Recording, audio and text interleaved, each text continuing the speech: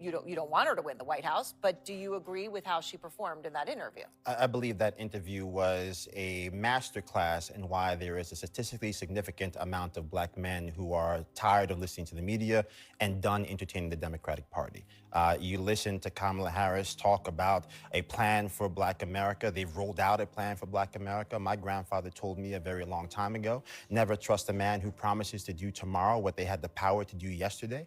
If Kamala Harris was so committed to these plans for black men in particular, she's had many instances where she could have done these things as a senator, as an attorney general, and certainly in her capacity as a vice president. So I do believe that when you have that type of interview, talking about a multi-trillion-dollar plan for reparations, all while we ignore the fact that California has already studied reparations, only for the Democrats that said they were committed to passing it, to saying everyone actually going to write the check, black men are tired of what appears to be empty promises coming from a Democratic Party. I mean, Joe, if you're honest with yourself, I'm sure there's some times where you would appreciate if your candidate would be more, quote unquote, scripted. Look, I think there's a few things happening here, right? I've said it many times on this network.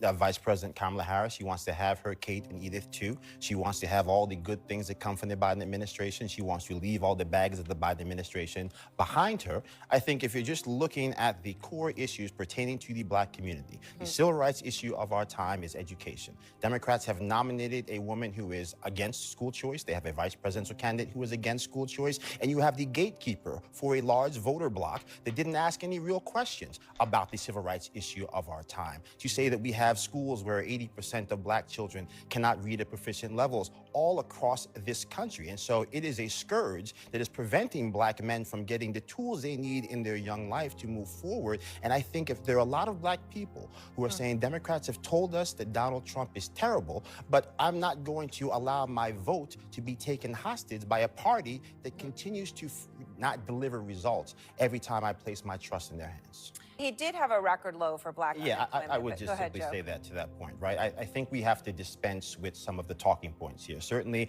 there is a fair way to interpret it and to interpret facts, irrespective of whether you're a Republican or a Democrat. The fact remains, pre-COVID, we had 7 million new jobs created. We had record low unemployment for black Americans. And I think even if you move beyond, all the conjecture, when you look at what black men are really moved by, they're moved by the fact that the Democratic Party is not actually treating them fairly. That you had the only black Republican man in the Senate who ran for president being called the equivalent of a slave that Harriet Tubman should have left behind. And no one lost their job and not a single person was fired. And so I appreciate that Sherwin says that it's good to live in America where black men can voice their opinion independent of somebody telling them how to do so. But it is quite clear that from many people on the cable news that they have been given license to talk crazy and out of their neck about black men who are not interested in voting for Kamala Harris. And I think, unfortunately, for not just the Democratic Party, but America, those chickens might come home to roost on November 4th. All right, Joe,